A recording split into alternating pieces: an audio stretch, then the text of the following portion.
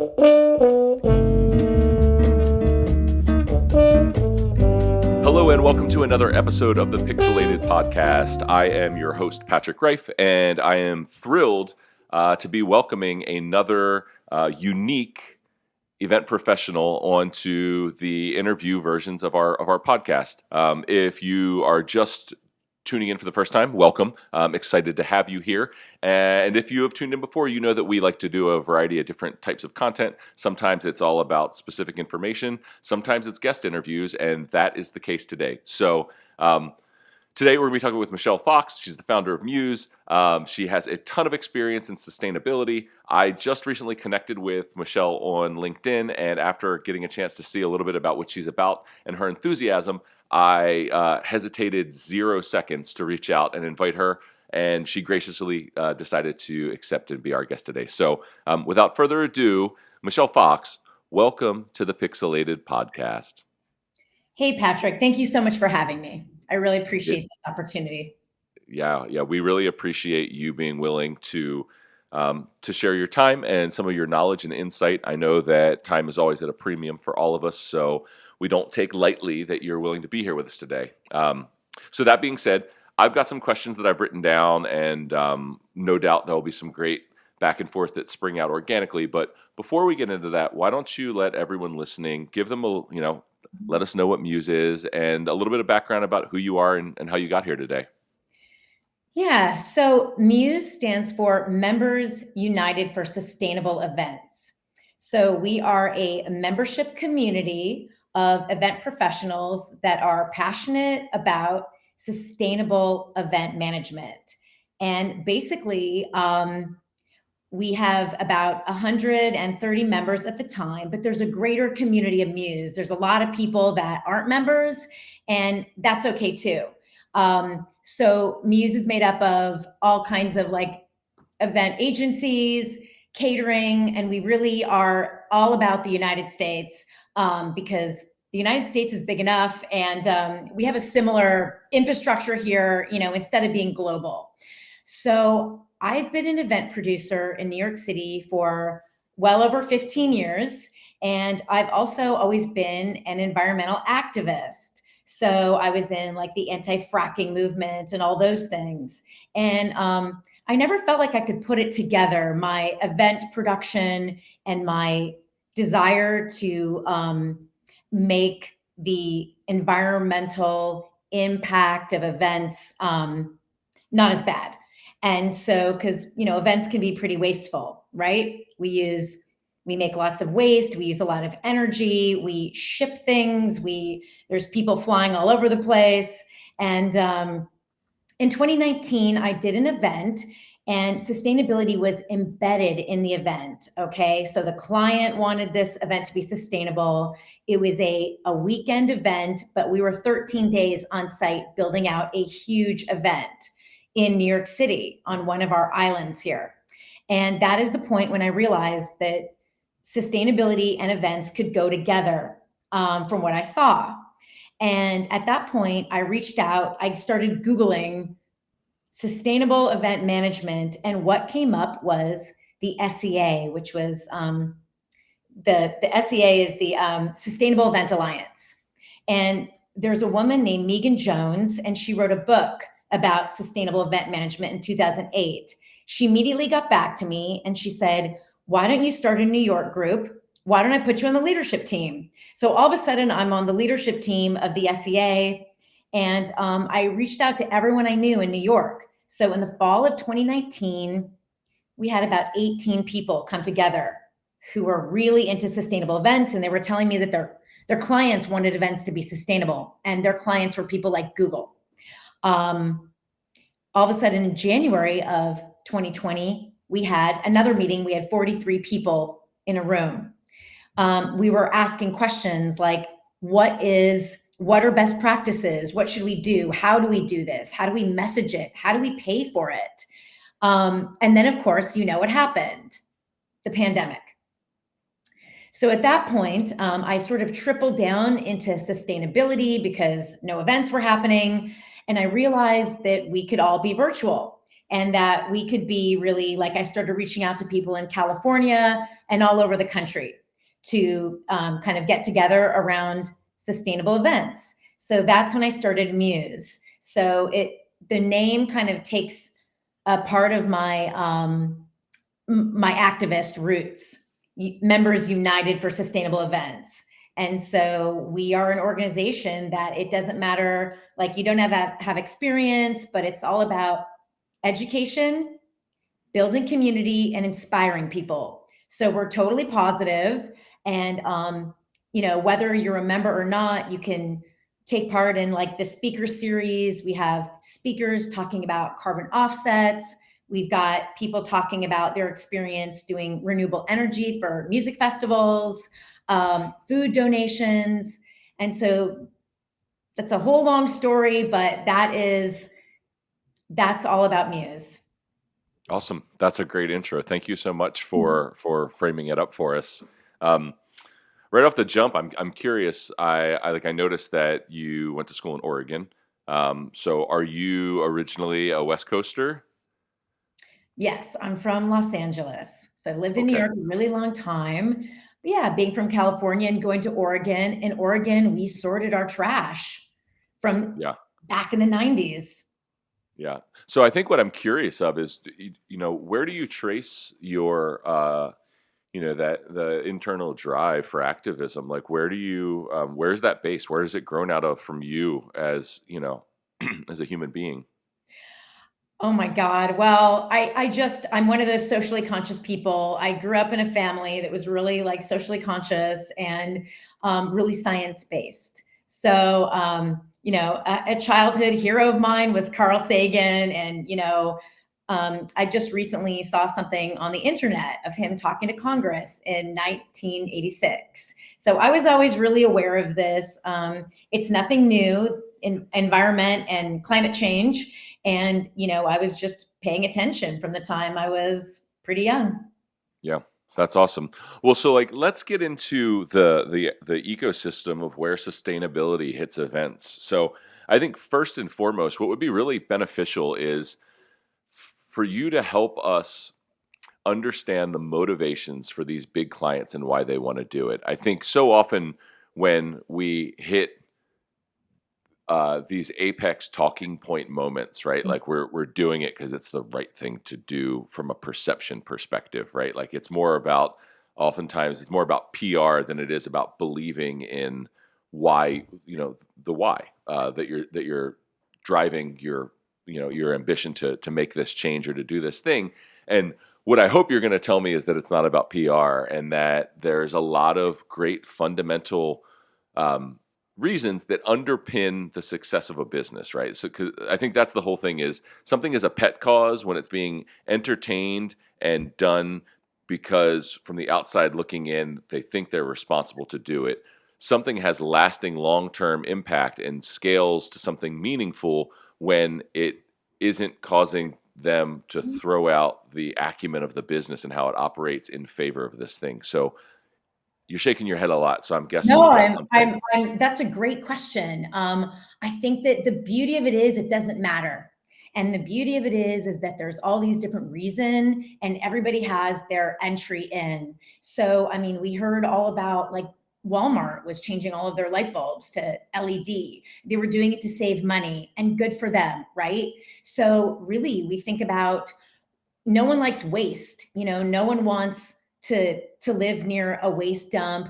We all want efficiency, right? If we can run our business more efficiently, more cost effective, what a great way to think about that is sustainability. Sustainability is, the definition is something like, um, you know um, meeting our needs of today while also being, um, thinking about our future generation and their needs. But sustainability is also, we talk about financial sustainability, of a company.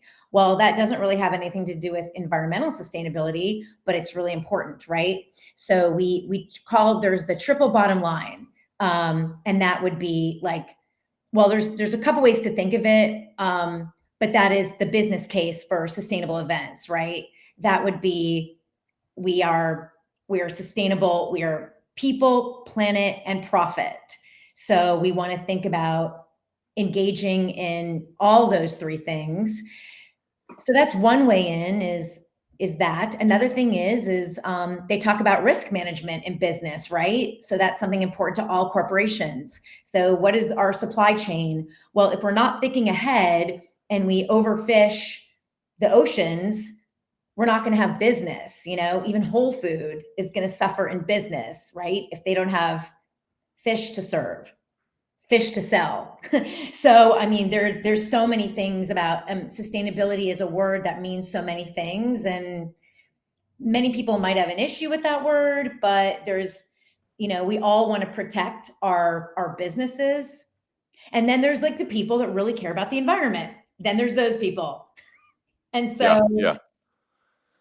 So the visionaries versus the bottom line defenders, in a sense, right? So I would imagine that there's a larger percentage of one than there is of the other, and like you know the Patagonias of the world, like they're equally lauded, and I feel like sometimes despised by some of the other companies as well, because like their playbook is pretty well executed at this point in time. Like there's nothing like being the definitive brand that people think about when the conversation turns in this direction.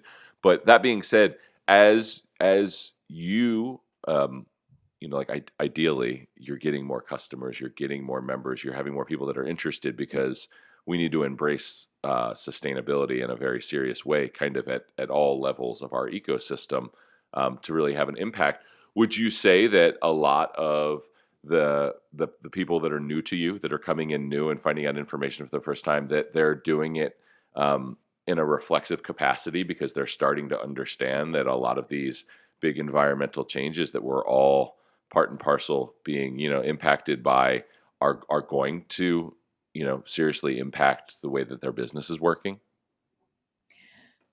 I think that really helps. I think that what's happening is that if you as an event professional haven't been asked yet by a client, we want our event to be sustainable, it's going to happen. It either has happened or it's going to happen. And you do not want to be saying, well, we don't know what we're doing, right? Once your client asks you, you want to say, we've been doing that. It's no problem.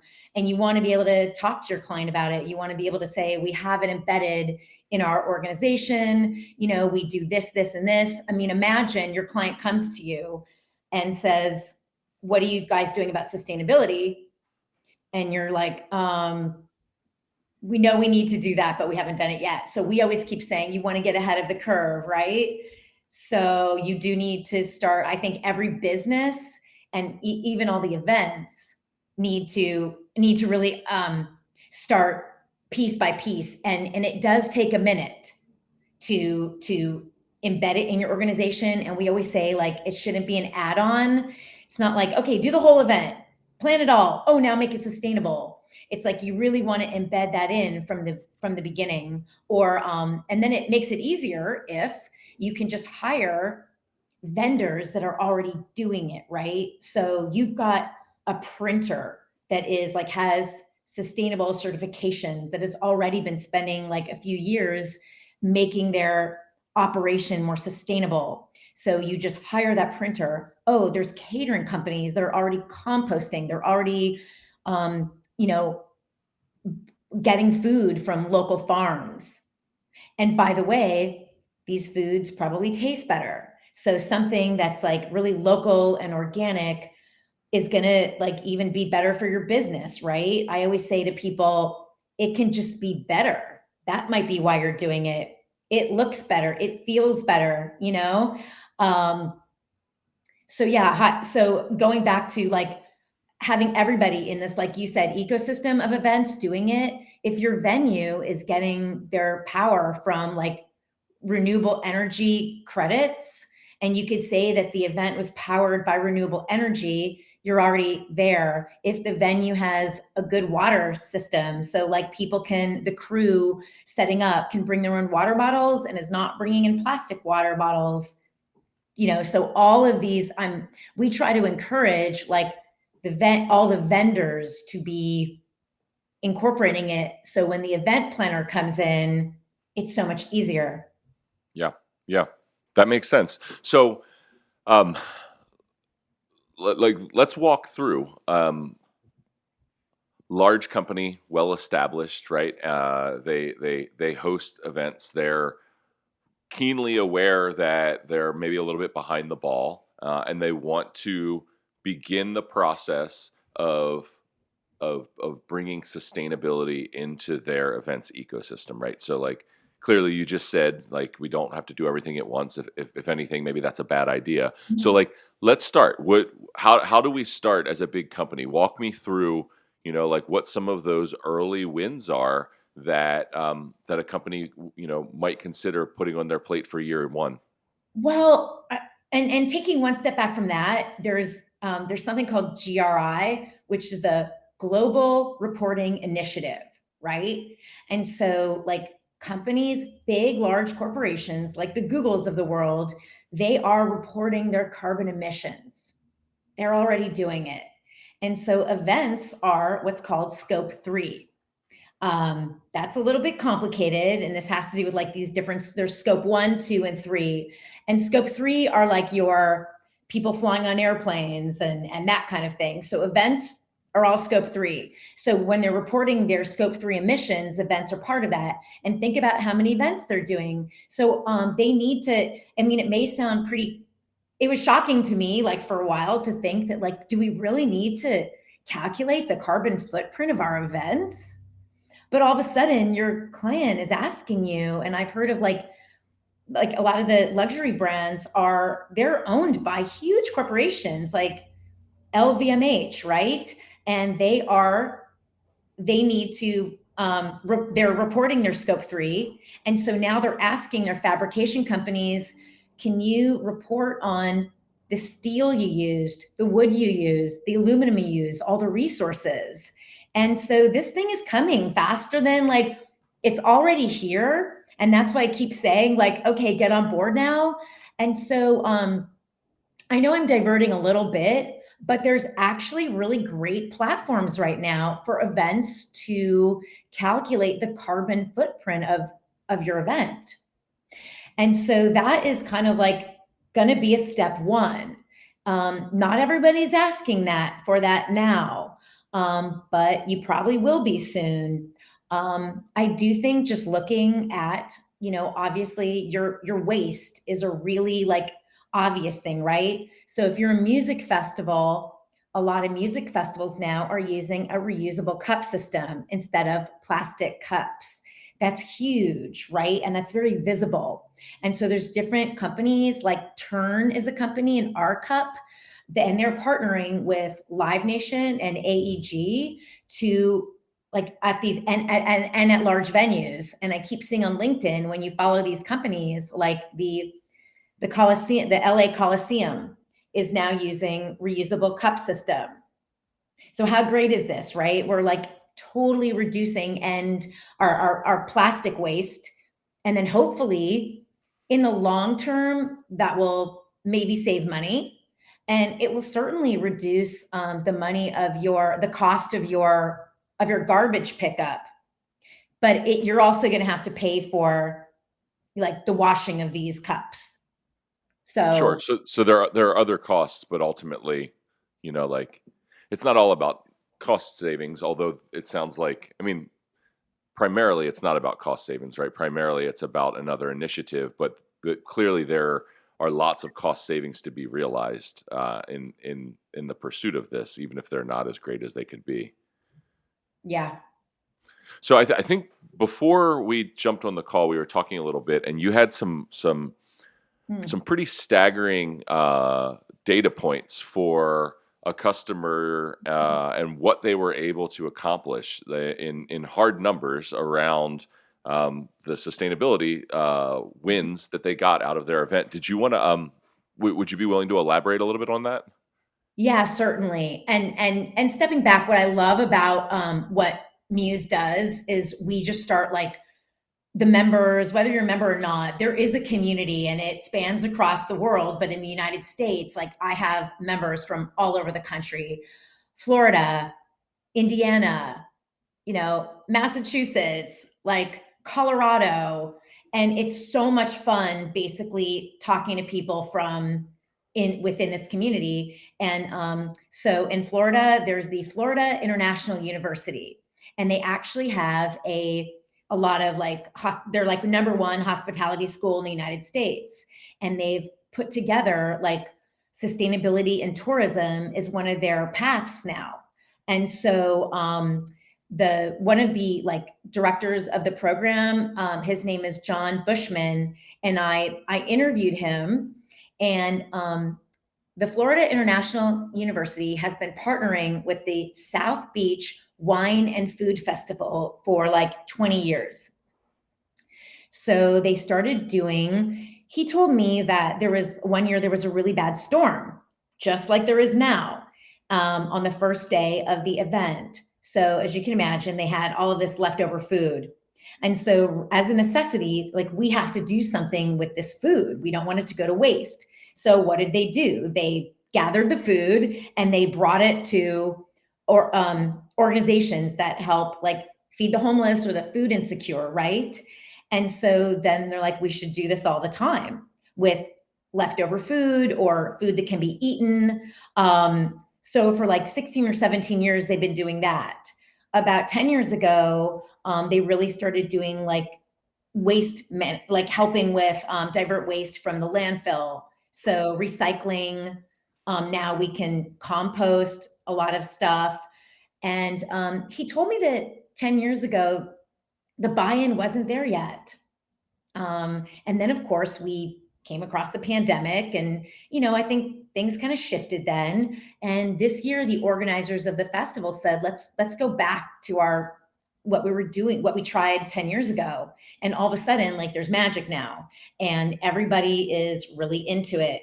And they had 400 students just working on the volunteering for the waste management aspect of this alone. So at every waste station, they had like compost, recycling, and landfill, and they would have students there, like as people came up, helping, saying, okay, this goes here, this goes here, this goes here. And then they partnered with an organization called Clean Vibes. And Clean Vibes is an expert for waste management for large festivals, music festivals. And then they had a compost company. And of course, they worked with their waste hauler. And in doing this, I will read off this.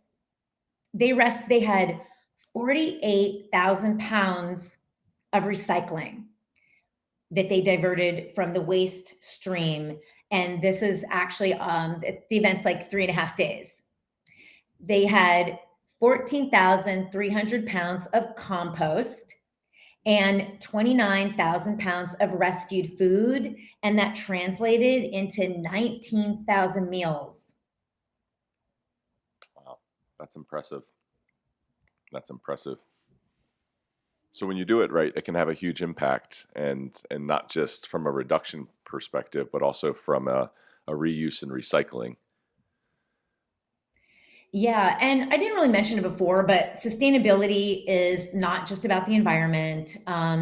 It's all about like there's all these other aspects of it, like the DEI, diversion, equity, inclusion. There is, and we always talk about like the sustainable development goals as part of this, to like ending hunger and things like that. And if like the environment isn't something that really like a company that might not be important to them in their mission and their values, but helping children might be really important to them. So think about having like food waste given to kids who are food insecure, how that will, we always talk about when we start about with sustainability, what are the client's mission, what are their values, and starting there, and how it all kind of comes together.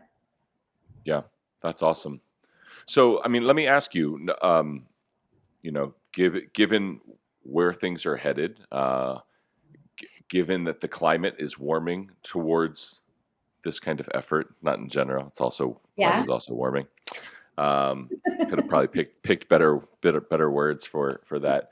But right, there's an openness to sustainability practices, thinking about them from a long-term perspective and figuring out how to adopt them, not because they're a trend, but because they're important, Mhm. critical. Um, like, two-part question. What are you excited about, and what are your expectations? Well, I go through my dark moments with this whole sustainability thing, like there's so many so I'm also an event freelancer. I'm not just the founder of Muse. That's not really, as you can imagine, that's not really maybe a sustainable way for me to, pay for my life.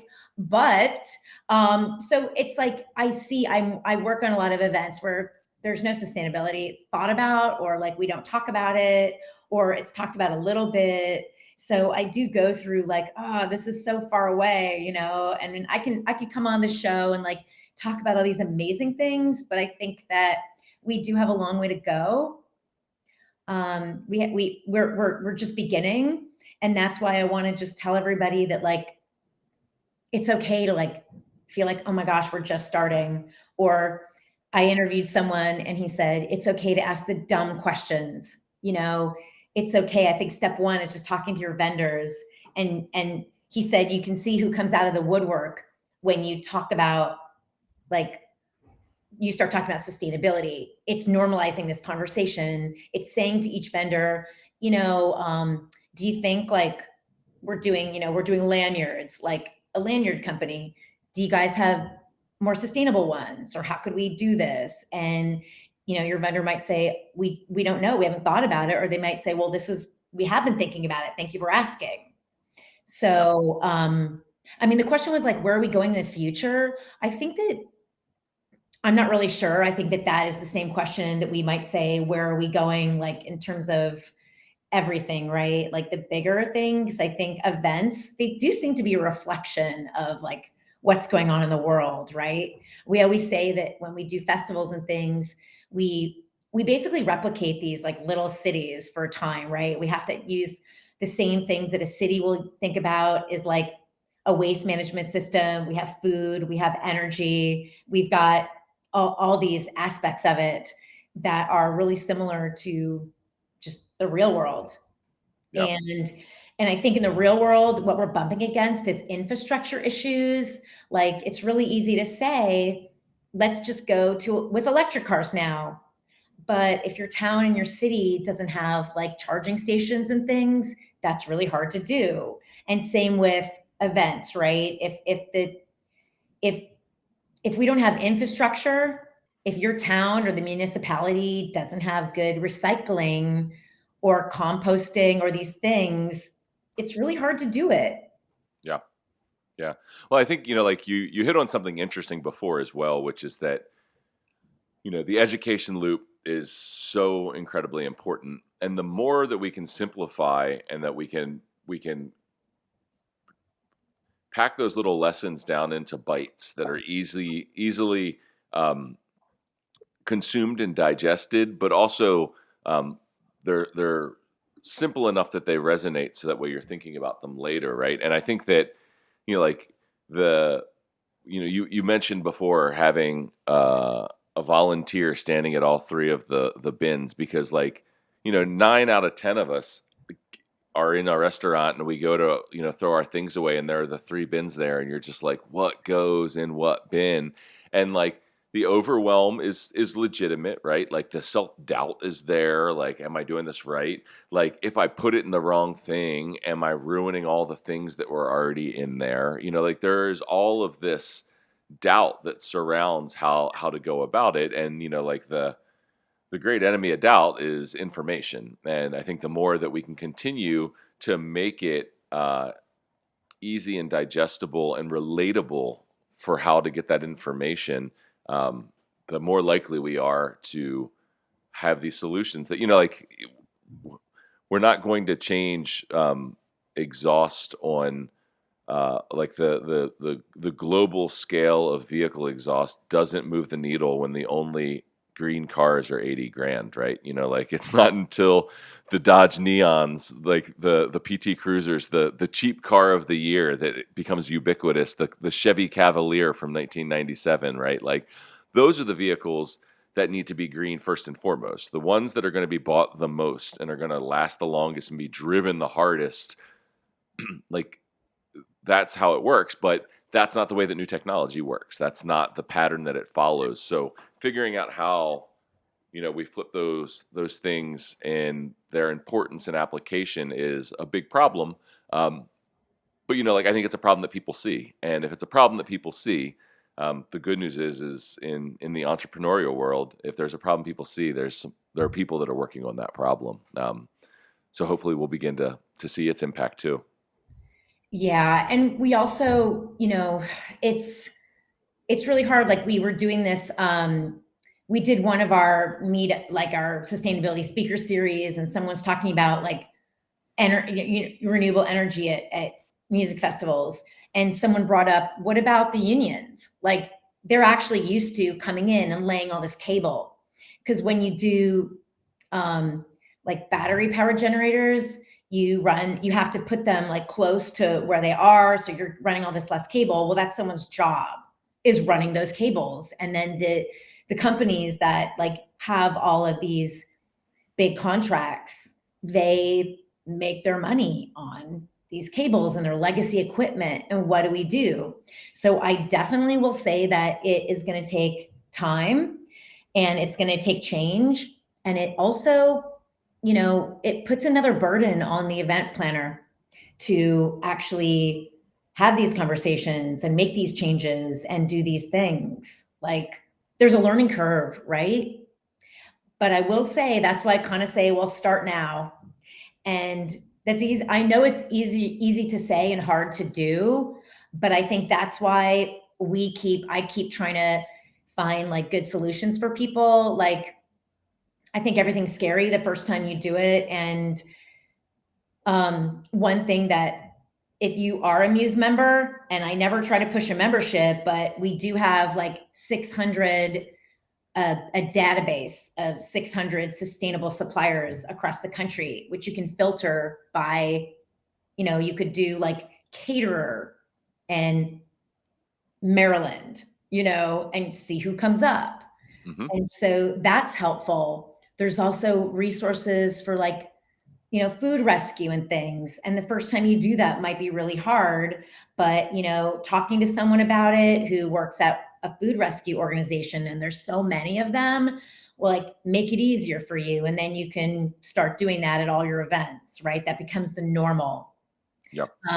One other thing that I want to add in is I believe that everybody should have a line item for sustainability in their event. Okay. It could be contingency. It could be very small amount, but it's like we're putting in the budget, right? And the client sees this. It's like carbon offsets or, sustainability line item. And then immediately they'll say, well, what's that for?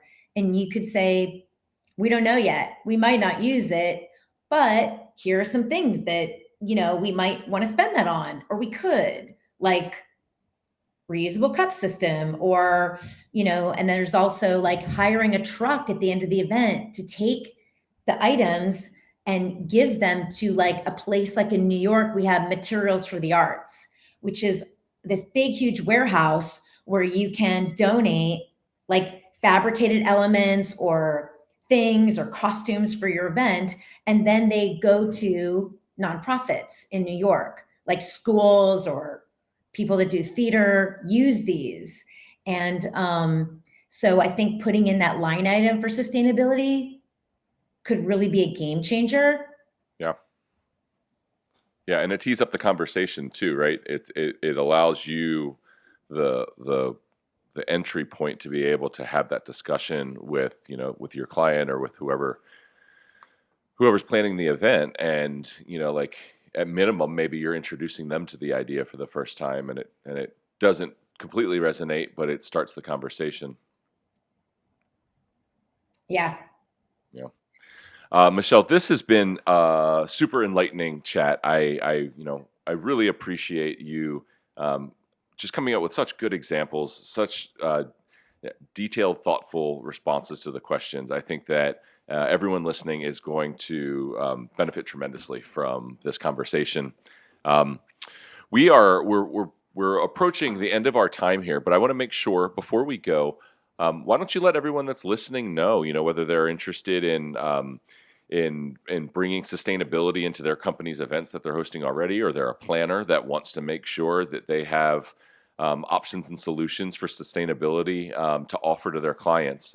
Let them know, how do they get in touch with you, and what's the best place to start? So you can go to the MUSE website, which is museusa.org. And from there, like, I could tell people there's a section called Learn, and there's all these articles and interviews, and you can start there. You can just spend a little bit of time reading and going, oh my God, and every like article has links. So if you want to know about carbon offsets, if you want to know about food donation, food rescue, if you want to know about like sustainable floral design, it's on there, and it's always growing. You can follow us on LinkedIn.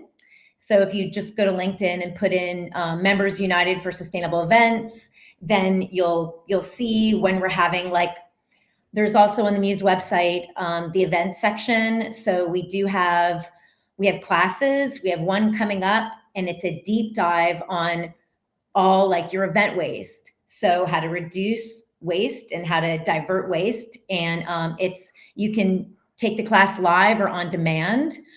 You can, of course, join MUSE as a member. And you can follow us on Instagram as well, and just keep up to date on when new articles come out, new classes, on memberships, on events, and all those things. Wonderful. Awesome. So guys, just for everybody that is listening, whether you're watching this in video format on LinkedIn or YouTube, or if you are listening on your favorite podcast network, you should know that all of the links for MUSE and for Michele and everything that she just mentioned, they're all going to be in the show notes. So make sure that you go ahead and click in, browse through those, click them, give her a follow, so that way you stay informed. I get this motorcycle outside of my window all of a sudden. In the last moments, they've come to their, that's the emissions. That is the rhetorical joke inside of here. At any rate, find the links. They're all there waiting for you, so that way you can begin your education or, continue to broaden your resources. Michele, thank you so much for taking time out of your day. I know that your September is getting ready to get crazy, and we're wishing you all of the best luck with it. But on behalf of all of the listeners to the Pixilated Podcast and myself, I just want to thank you so much for being our guest today. Thank you so much. All right, guys, so that brings us to the end of another great interview on the Pixilated Podcast. I have two asks for you. The first one is, if you have been listening and you love it, please leave us a 5-star review. Our podcast is all about it's education, right? It's education for people inside of the event professional community and communities that are adjacent to it. And your 5-star reviews help us get suggested to more event professionals, which helps us get more listeners and spread the stories and the information that we so desperately want to share. And then secondly, if you aren't yet, please make sure that you hit the follow button, whether this is on YouTube or whether it's on your Spotify or Apple Music or wherever you listen to podcasts. Make sure you're subscribed. It ensures that every time we publish a new episode, you get notified, so that way you can check it out as soon as it comes out. So that's it. Until next time, I'm Patrick Rife with Pixilated. Peace.